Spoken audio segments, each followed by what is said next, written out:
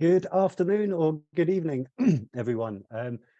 I'm Charlie Gardner and I'm joining you from the east of England. Do please let us know in the chat where you're joining from, and welcome to Scientist Rebellion Talks. This is an ongoing series of talks and we're delighted to be joined today by Dr. Ruth Cerezo-Mota.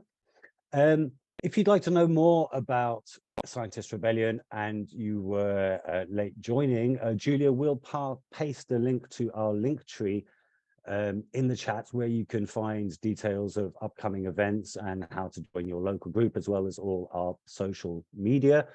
We do have interpretation available. Julia will paste the details of that in the chat again. Thank you, Julia. And just to reiterate that the meeting is being recorded, so do please turn your video off.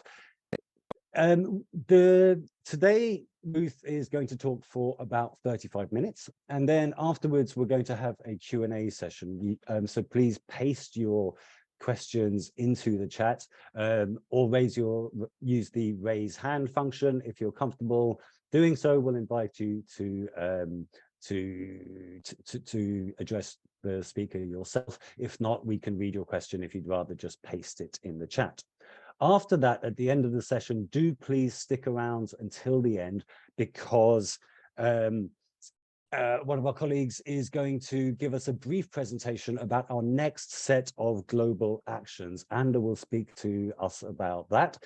So that's a simultaneous global actions by scientists around the world from 7th to 13th of May. And it would be wonderful if you could join your local country organization taking part in those actions. So today we're delighted to be joined by Ruth Cerezo-Mota, who is an oceanographer. She graduated from the UABC in Baja California with a master's degree in oceanography, and from the CICESE with a master's degree in physical oceanography and a PhD in atmospheric, oceanic and planetary sciences from the University of Oxford. She did a postdoc at the CSAG at the University of Cape Town in South Africa, and another at UCLA.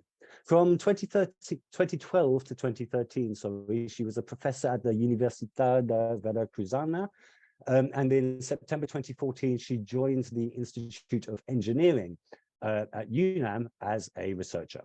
She has more than 15 years experience working with regional climate models for the study of extreme precipitation events and interannual variability of rainfall and temperature in Mexico. Ruth was a lead author of Chapter 8 of the IPCC Working Group 1 for the 6th assessment report. That was the first of the recent set of assessment reports published last year. And today she'll be giving us her view of the IPCC from the inside. Welcome, Ruth, and we're very privileged and happy to have you here with us. Thank you. Hi, thank you. Thank you for the invitation and for organizing these sort of activities and to disseminate information that we need to have access to. So thank you very much. I'm going to share my screen. So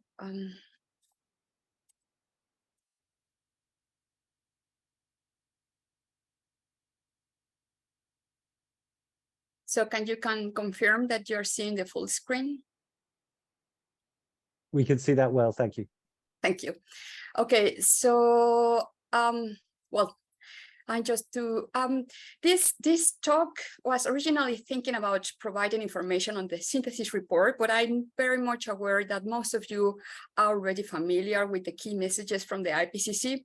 So actually, after seeing the presentation of last week from Professor Kevin Anderson here in this series of webinars, he talked about inequities when designing the scenarios used by the IPCC.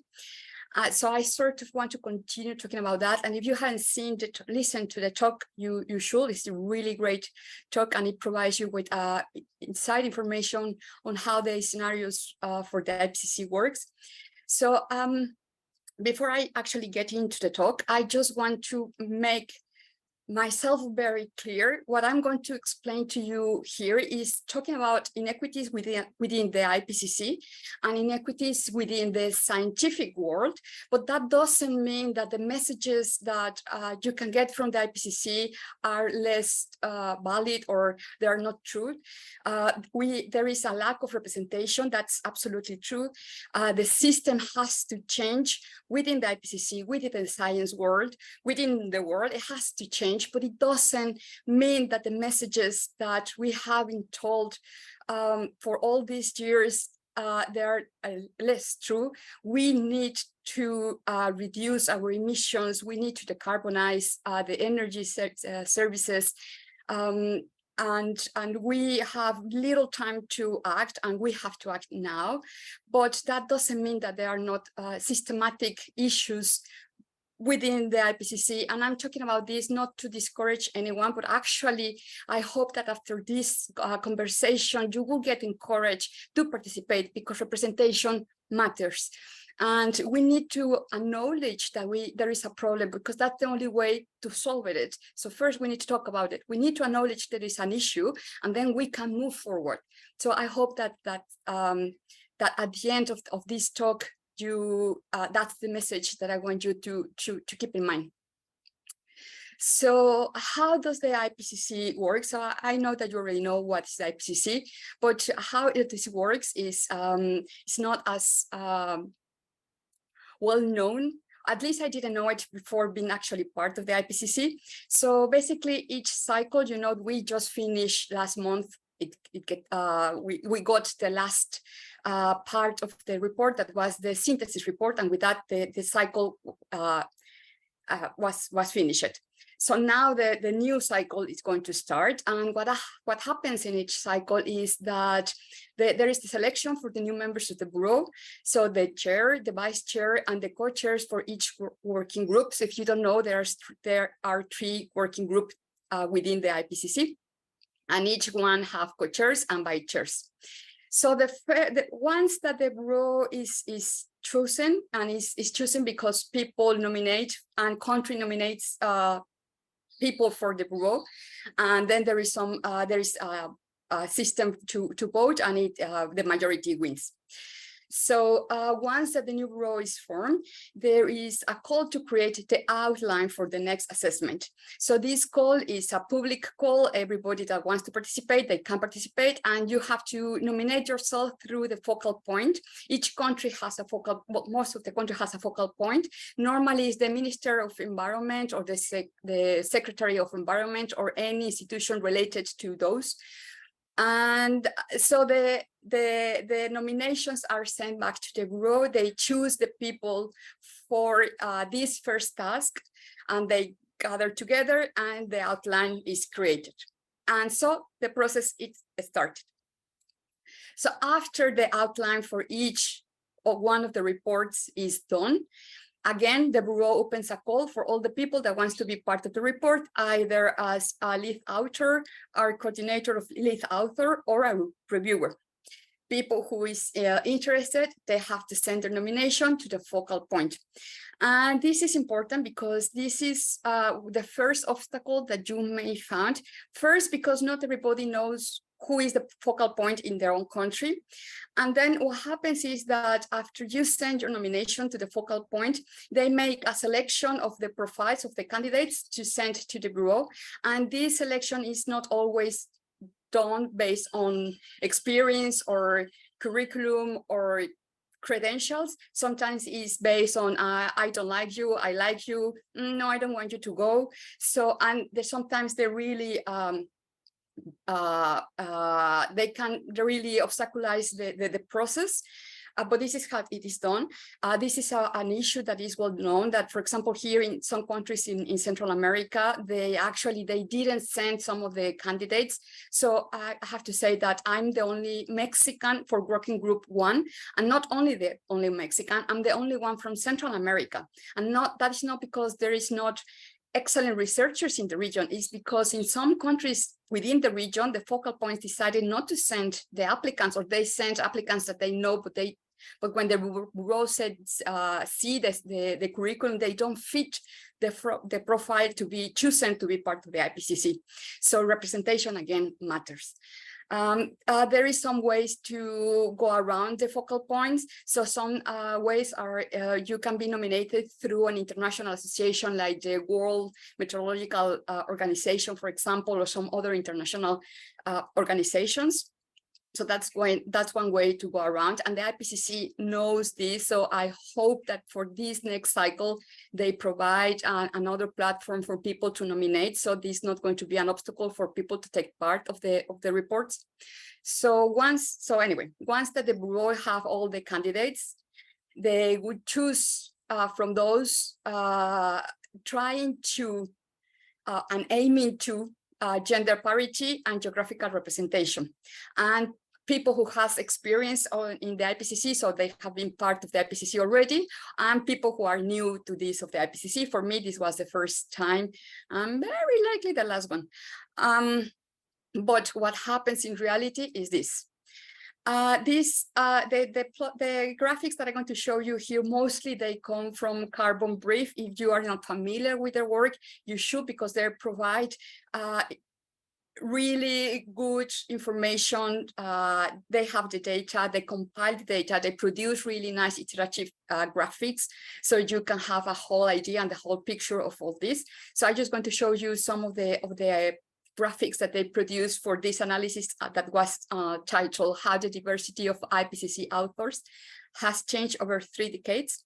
And this analysis was done with the input of Sarah Connor. Sarah Connor was part of the Working Group 1, a very valuable asset from Working Group 1. And so here you can see the contribution, the representation from female authors in reddish orange, and in blue, the number of men. And as you can see, even now, the male still dominate the numbers. So there is more male researchers, authors working for participating in the IPCC. So numbers are changing. We are getting slightly better. So we are now, for this cycle that just ended, 33% of all the authors, of all the members participating in these reports, we were women and the rest men. So we are still far from closing the gap, but we are getting there. The physical science focused Working Group 1. So the Working Group 1 is the one that provides how is the system, the climatic system changing, why and how, and the consequences in terms of climate change. And as you can see, this is the last one, is still largely dominated by male. Female, we were just at 28%, but there is a huge improvement from the very first report in which there was no woman taking part of the Group 1. Traditionally, Working Group 2 and 3, they have more women within the members participating. Also, you can see the contributions from the authors, and as you can see, most of the authors come from the global north. Mainly from the top one is the United States, the UK, and Germany. But I need to acknowledge the people from the States, from the United States, that took part of this report, because as you know, when the IPCC was on the report was ongoing, Trump was elected president for the United States, and he actually banned the mention of climate change in any report coming from official institutions. Some people, for example, from NOAA, in principle, they should not be able to participate in the IPCC. They still did it, and they actually used their holiday time to take part of the IPCC meetings. So I have to acknowledge, because despite everything, they wanted to be part of the IPCC, and so thank you for that. And then, as you can see, from the global south, there is less than like around 30% of the contributions are from the global south. So we are still far from parity, and I will give you some insights on why this disparity. As you can see here again, so in numbers, so again, for group one, there is the one with the less contribution from the global south. Group two and group three, they're doing much better, and this is partially because working group one is based on STEAM careers, and I'm going to talk about a little bit more about that. So just for you to know, all the authors, all the coordinators, lead authors, and all the reviewers and the chairs, mostly all the chairs and vice chairs, we are volunteers. We do not receive any remuneration payment whatsoever, and all the work is on additional to our normal job. It takes around 3 years for each of the reports. In this report, because of COVID, there was a delay on the final delivery of the report, so we're almost 3 years and a half. And then from those authors that actually participate in the technical summary, in the summary for policymakers, and finally in the synthesis report, is still a longer period and a huge extra workload. Sometimes we have to meet impossible deadlines, and these deadlines are set on stone, and you have to fulfill those deadlines, because basically the work is a teamwork. So if someone does not deliver the part, it affects the whole flow of the report. So you have to meet the deadline, yes or yes. We have to participate in online meetings, and because the diversity on geographical regions, so we have several time zones, and sometimes we have to meet at unspeakable hours. I'm not complaining, but a little.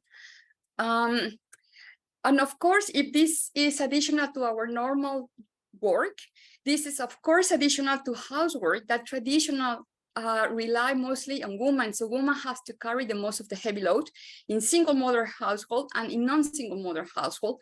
Plus, as I said, the COVID put an extra complication. And I know that's true for everybody, but thinking about just specifically for the IPCC, it was created a more strenuous circumstances for the whole world, but mainly again for women, because we are expected to be the primary caregiver, and we have to provide we have to be the caregiver, and we have to do our job and the extra work for the IPCC. So as I mentioned, for example, in working group one, there is the gap between male and female is larger than the other two groups, basically because the group one is based on STEAM careers. And there already, if we start with that, there is already a huge gap between the number of female and male researchers in those areas. So we already start with a smaller pool of people that can participate, a smaller pool of women that can participate. And then because some other obstacles like can you really do this extra job and extra work? And normally women, we prioritize our family, and men traditionally prioritize the work. So that's a big issue.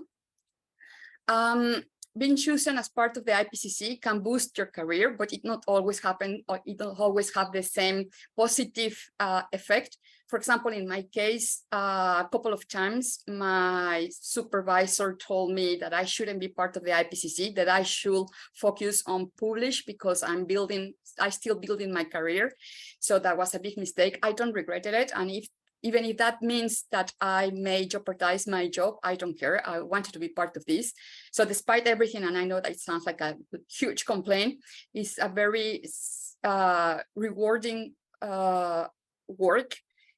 And there is a lot of very good things that you can get from the IPCC. You learn a lot, you get to know a lot of people, but yet we need to acknowledge that it's a huge commitment and some things have to change. This 6th report has the largest number of female co-chairs, meaning 3 women.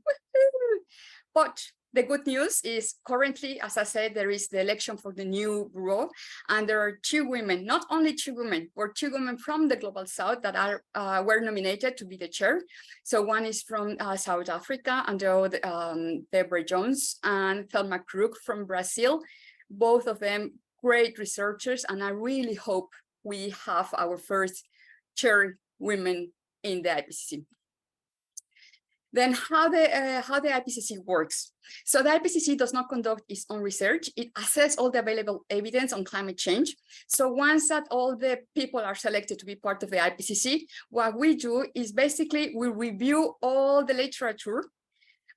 We make a synthesis of those literature, and we have and we also do an assessment. So basically, the assessment is based on the number of pieces of evidence, and if the within that and the agreement within those pieces of evidence, we can provide levels of confidence. I don't know if you are familiar with the IPCC language, which normally is a conclusion and then a level of confidence, highly confidence, strongly agreement, very likely to. So those strongly, highly, low confidence comes from the number of evidence, of pieces of evidence, and the agreement among those pieces. And we have to do that over and over. We deliver 3 drafts. Each of these drafts are sent to peer review, which means that other researchers around the globe, they read the material and they provide comments. And it's also sent to the focal points, and the focal points send it to other governmental institutions that may have some inputs or experience on the work of the IPCC. So just to give you an idea, for this 6th report, for here in the first column is the number of authors for each of the working groups. Here is the literature that we review over the 3 years period that we work. So for working group 1, we review more than 14,000 papers. And as I said, we deliver 3 drafts, and each of them we have comments, and we have to reply to each of every comment. So for the group 1, we got around 78,000 comments, and we have to reply to those comments. And actually, those comments are available in the platform of the website of the IPCC if you want to review them. So we have to reply to each of them, and we have to, if we modify the text or something, we have to say we modified it or we don't, or whatever. We have to reply to each of them. So now talking about the disparity in papers. So first of all, as I mentioned, there are more authors from the global north, but also when talking about the literature that is being assessed and reviewed, there is a disparity as well. So this is another analysis from Carbon Brief on the lack of diversity in climate science research, and they did this analysis using the 100 most cited papers in climate science. And what they found is basically the first author, and most of the authorships belongs to in almost 40% from North America, 33% come from North America, and South America and Africa, we contribute a little. And it's, again, it is not because we don't produce good level of research, but there is because some barriers that we face as Global South. So as I mentioned, the North America is 33%, but you have to, I want you to notice this. From those 33, 29 come from the United States, meaning that Canada and Mexico, because normally for the IPCC, Mexico is in North America. The rest, the 4%, come from either Canada or Mexico. And then again, so there is already the most of the papers are written by people from Europe or people from the States. And then within all those papers, there is a staggering difference between the contribution from female researchers and male researchers. So even in Europe and North America, you can see it's a huge difference. And of course, if you move to Asia, to Africa and South America, this continues to be an issue. So why is this? So first, because funding or the lack of it. I don't know if you know, but if you want to publish in the top tier journals, meaning Nature and Science, for example, the fee for publishing those is around $5,000 and $10,000. If you publish in one of those, your paper, your research will get more visibility, more impact, and more citations. So unfortunately, many researchers from the Global South can afford that.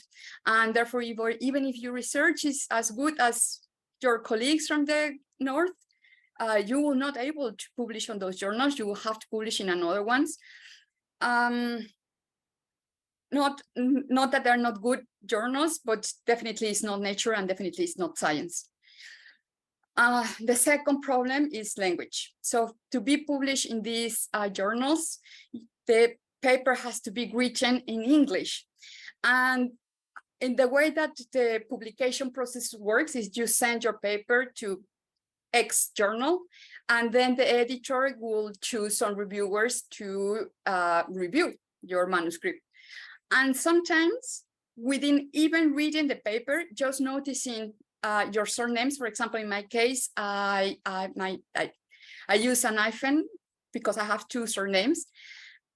And so it can happen that an editor or a reviewer, just by seeing that I have two surnames, they will assume that I don't speak English and I don't know how to write in English. So they will discard my paper just because based on my name. I have colleagues that they have, after all the process of reviewing, the editor says something like, it would be very useful if you can get an English native speaker to check all your grammar. And I actually know, I have some friends, and once in one of the reviews, a reviewer said that the paper will greatly benefit if they get a male English native speaker to lead the paper. So there is a lot of bias, but we are changing this a little bit. And then it's also this thing when there is a collaboration between the global and the South, mainly because the funding mostly came from the North. So when they come to the global South, the dynamics can be a little bit tricky. It's not always like that. I have been very lucky with my collaborations, but it is well known, and it's a fact that when this dynamics happens, because the money come from the North, there is a sort of subordination, and there is many times that the people from the global South, even if they provide knowledge, even if they provide the experience, they may not be included in the paper, so there's no recognition whatsoever of their work. So again, the global has more citation and have more information and paper published, even though the information and all the research was done in the global South by researchers from the global South. Another obstacle is access to literature. So as I mentioned, there's very expensive to publish, but it can be very expensive to get the papers because not all the papers are open access.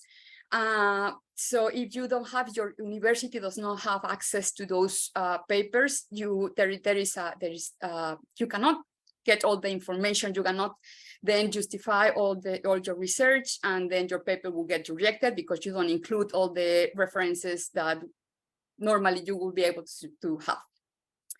And then obviously the cost of actually doing the research.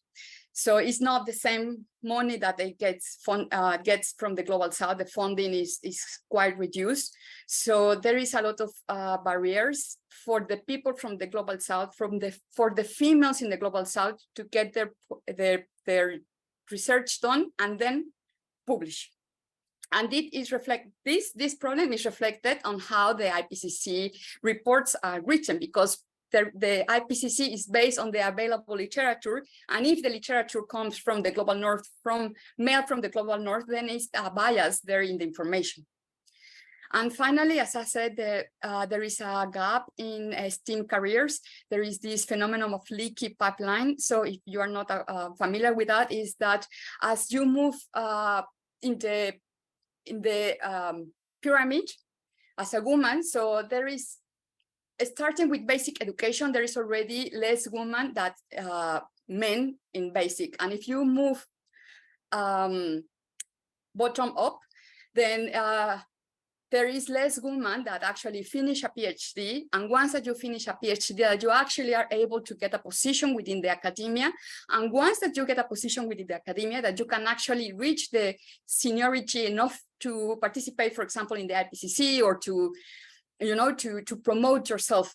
And it's also as well, so it's not only there are less women, but it's also that sometimes there is this phenomenon of class ceiling that is actually, there is a real barrier that people will not choose you just because you're a woman, but there is also the lack of confidence of women, and we do not promote ourselves, or we don't send our nominations for the IPCC because we think, oh no, maybe they are not going to choose me, so why to bother? So the system is perfect? No. But despite this, we, female from the global south, we keep going, and we, scientists and academia, keep volunteering. So there are no excuses from policymakers. This report, despite everything, has been the most inclusive assessment. We know why we are facing a climatic crisis. We have provided with the evidence. We have provided with the solutions. So now you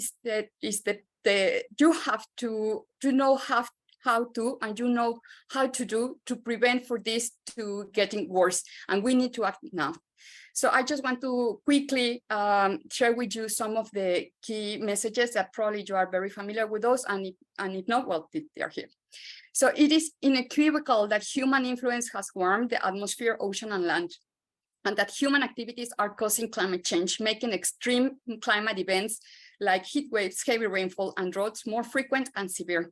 Recent changes in climate are widespread, rapid, and intensifying, and unprecedented in thousands of years. Unless there is immediate, rapid, and large-scale reductions in greenhouse gases emissions, limiting warming to 1.5 will be beyond reach.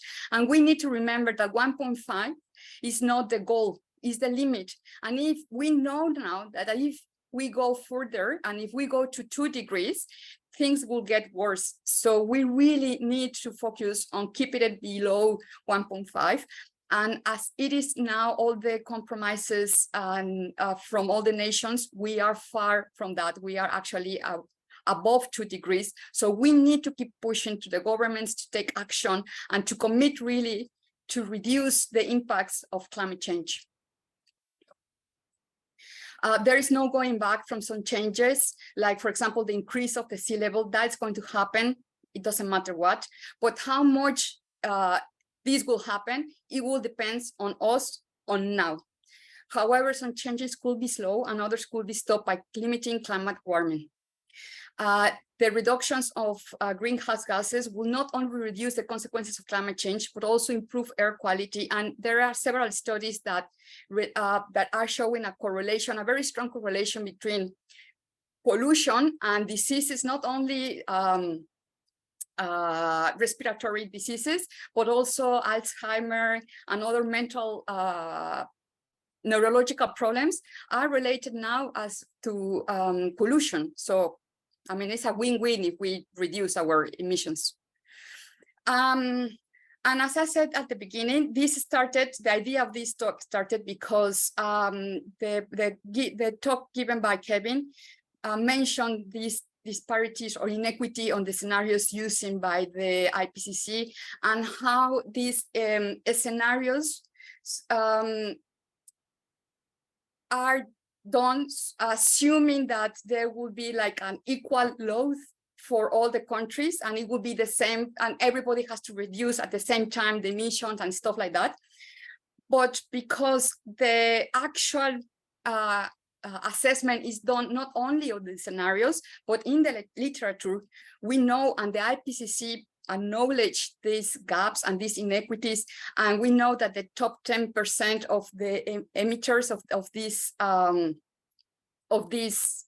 the richest top 10 are the ones that are emitting more, and the poorest ones are the ones that are contributing the less, but they are suffering the most. So there is an acknowledgement of that, because we have the evidence on that, and that's proof sound, and that's the evidence that we have. So there are inequities, but the science is clear, and we have to solve these inequities in climate we have to have justice transition, we have to have social justice, environmental justice, if we want to reduce all the negative impacts of climate change.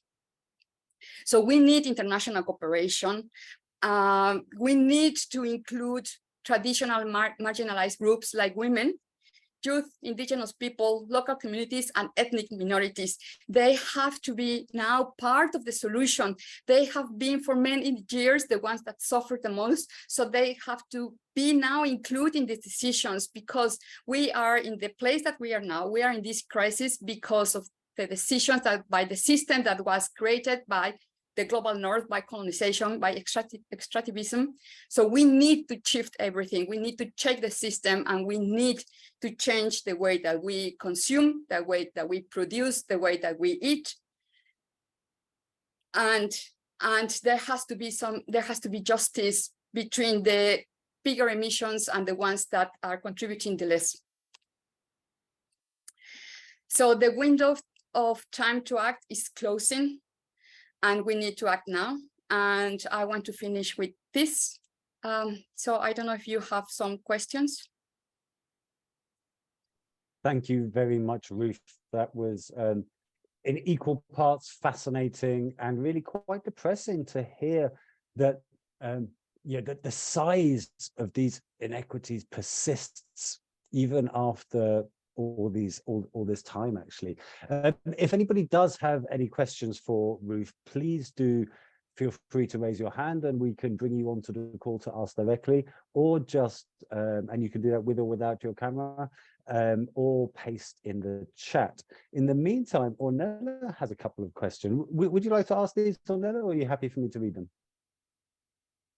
I guess since you've pasted them, you're happy for me to read them. Oh yeah, okay. How the conflicts,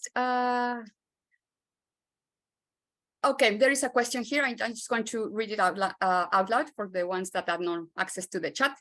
How are conflicts dealt with, while writing the IPCC reports? Conflicts meaning like, for example, now the war in Ukraine, or conflicts. I suggest that Ornella perhaps means conflicts between the views of different authors, conflicts between different worldviews or different paradigms, or even different research findings, perhaps. I have to say, in my experience in this report, there was a very healthy atmosphere most of the time.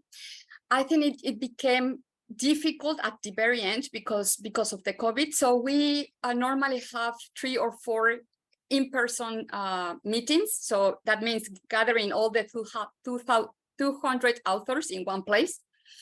But the last one that we were supposed to have, I can't remember where, I think in Chile was the last one. It didn't happen because of COVID. So instead of gathering everybody full-time in one place for 1 week, we have to have meetings online.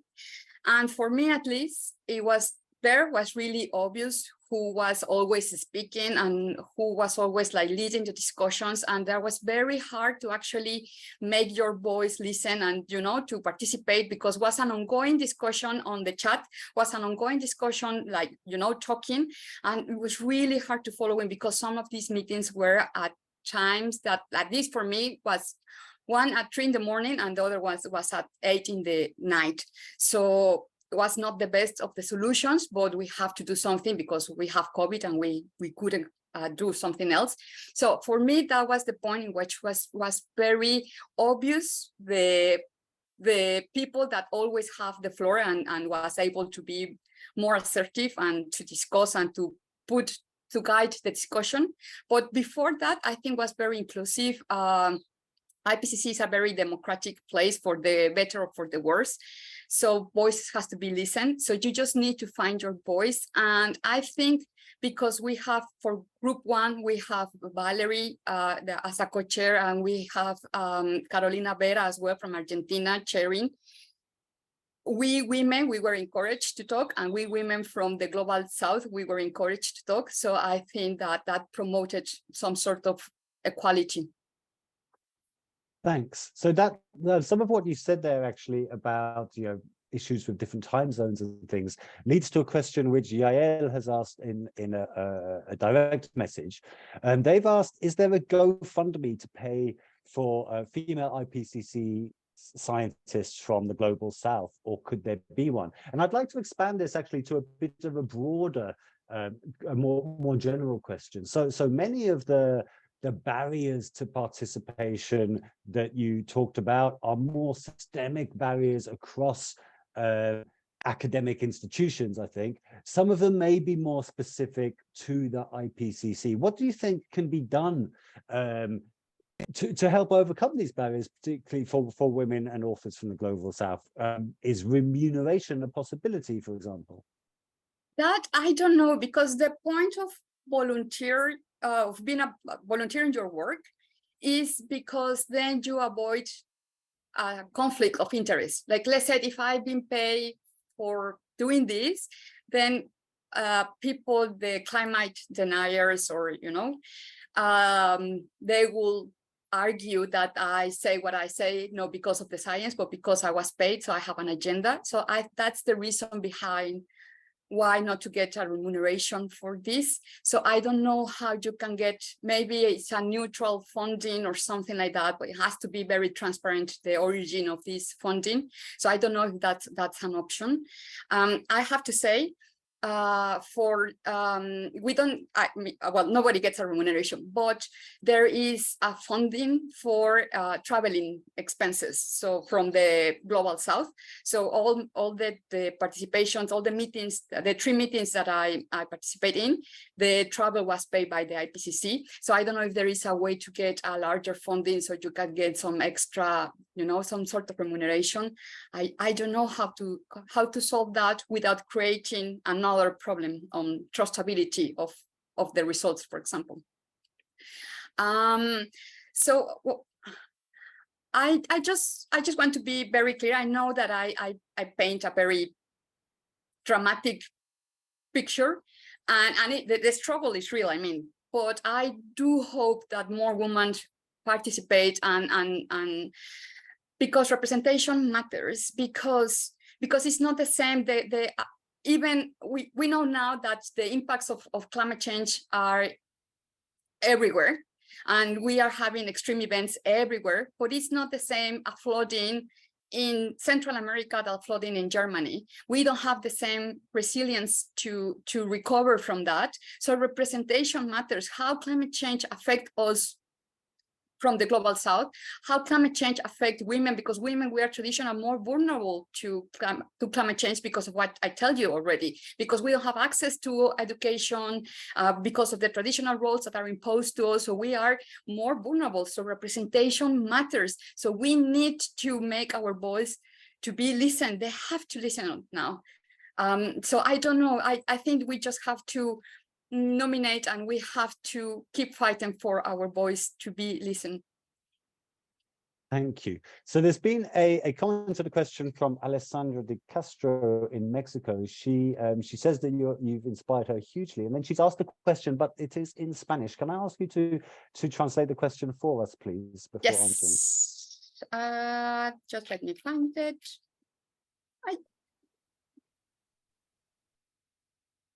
It was slightly earlier. No, there was no question. There was yeah. Are you in exchange with people, women from the IPBS?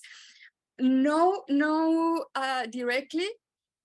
I have to confess that before being part of the IPCC, I didn't know many things. I was very focused on doing my research. After being part of the IPCC, I get to learn that there is another like this report of biodiversity. There is not only a COP in climate change, there are COP in oceans and diversity, and I yet don't understand why they are approached separately instead of all together, because climate change touches everything, and it is a fact that if this continue, we will lose more biodiversity, and that will have that will exacerbate climate change, right? So I'm not in touch with those people, but now I know that they have this report, and actually I read the report, and I'm pretty sure group 2 and group 3 there is relation between those the biodiversity and working group 2 and 3, because they do in their chapters. There is a chapter in biodiversity and in impacts and biodiversity. So I'm pretty sure there is a connection and maybe an overlap in authors for the reports. Thanks, Ruth. So Linda Harland has asked, how can men and women from the global north be good allies and support equality in the research and in the IPCC specifically? While I was writing doing the presentation, and these reports from the Carbon Brief, one of the people that I interview is Professor Lisa. Sorry. Well, anyway, so she's an editor on a journal, and she said that, for example, I told you that there was some bias just by looking at your name, they discard the paper. And that's true for some journals, but that is true as well that there are editors that actually not editors, reviewers that will help you to shape the paper in a proper academic, technical way. So that's one way to be a good ally. If you review a paper, instead of just rejecting it because it's not the perfect English or it does not have the perfect structure, you can suggest some changes. There are some editors that actually, there's some journalists that actually they have editors that specialize on that, so they will help you to shape the paper in a proper way. I think when people from the global north, when you have collaborations with the south, there has to be the relation has to be like equals, not subordination, and you have to acknowledge all the work that is done from the global south. I actually have had many years ago a project with a researcher from England. I wrote a proposal in English and Spanish. I did all the work, and she has never acknowledged me in her CV. She has the project, how much funding we got, who paid for that, and there is nowhere there that my name appears, for example. And I mean, it's not the end of the world, but that sort of little things impacts, and so that's a way to be an ally, right? Recognize the effort and treat us like equals, you know. Thanks, Ruth. Yeah, it's quite horrendous to keep hearing of these stories and you know, hearing how frequent they are. So I'm sorry you suffered such things. A reminder to all of us that we could always be better.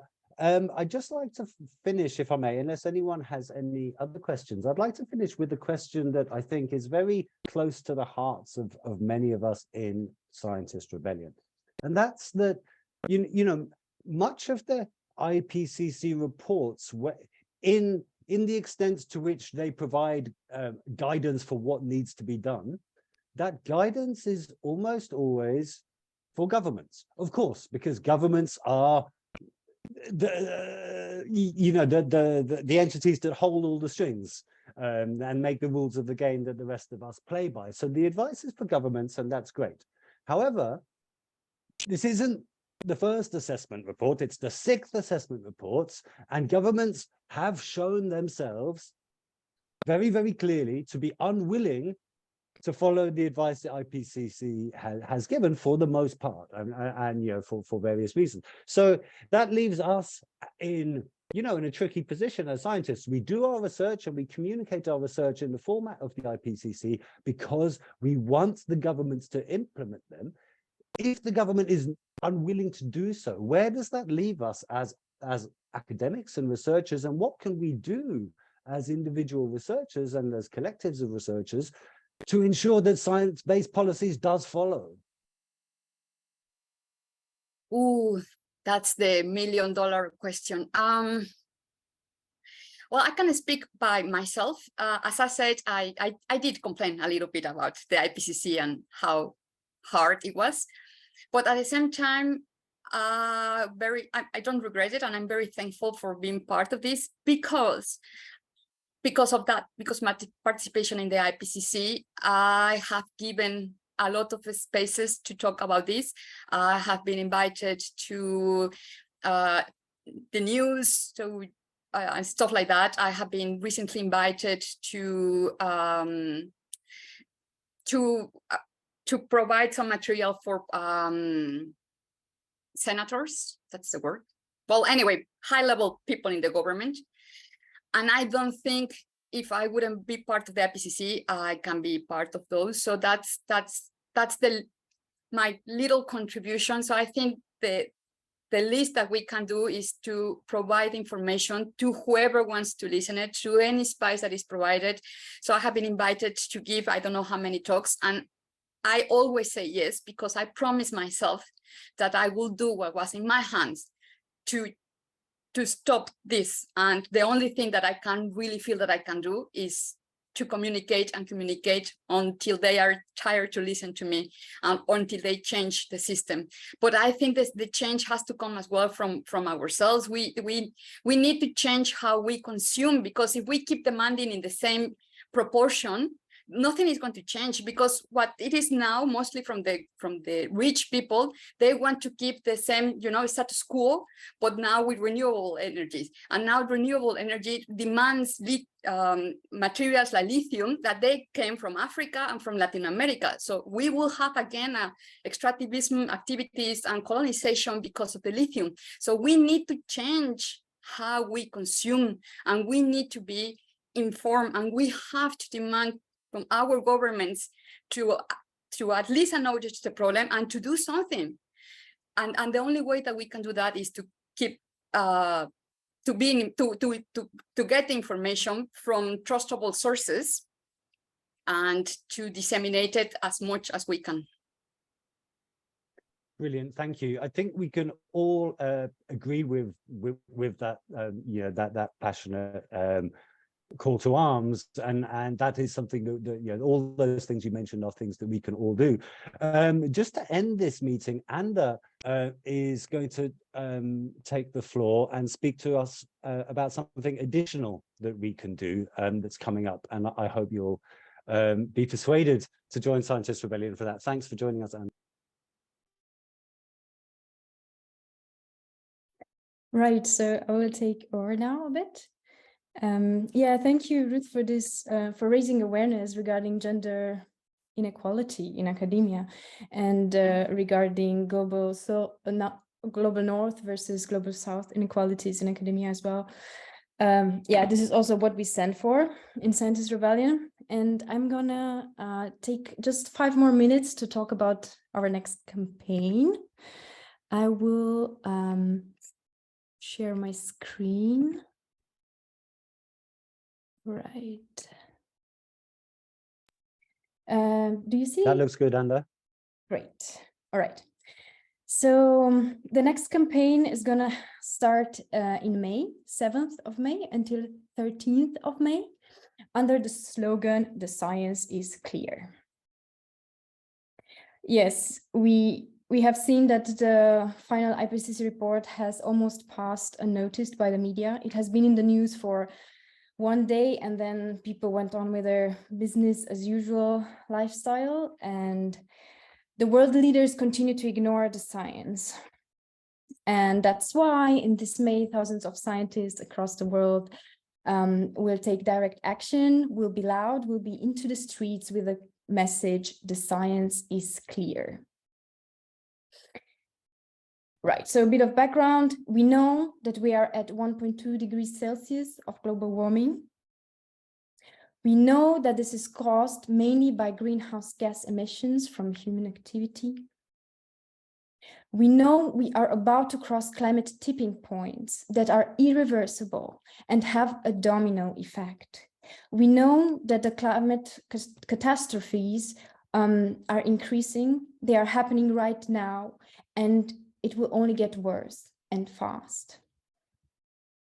We know that the main emitters are the top 10% richest people in the world, and they contribute to almost 50% of CO2 emissions, while the poorest 50% are responsible for only around 7% of the total lifestyle consumption emissions. And if we go on like this, we know that the elite alone is set to use 75% of the remaining carbon budget. Even now, the richest 1% alone are killing the Paris Agreement.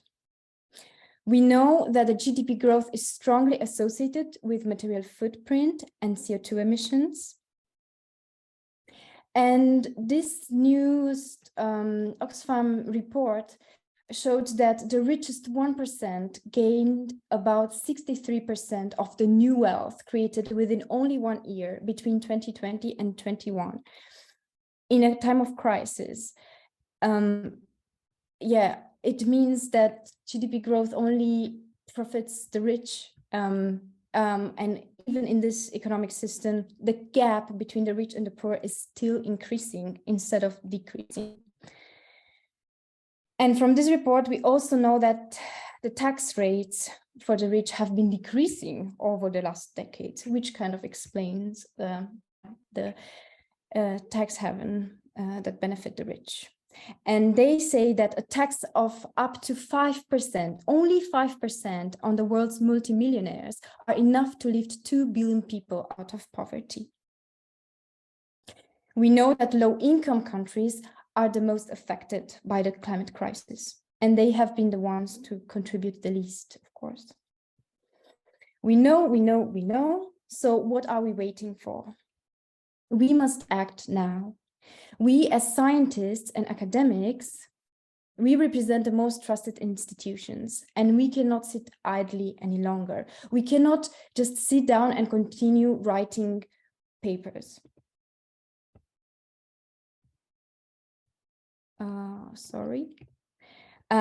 It is our responsibility to tell the truth and act now according to the gravity of the situation. And we know that it's urgent. And that's why our main method and strategy is direct action, non-violent civil disobedience, which, by the quote of Martin Luther King, it seeks to create a crisis such that a community that has consistently refused to negotiate is forced to confront the problem. So we see that the world is ignoring it, but we have to ring the alarm and we have to be loud. So that's why in this global campaign, the science is clear. Why are we ignoring it?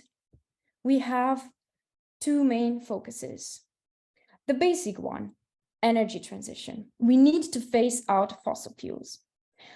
But renewables alone are not enough.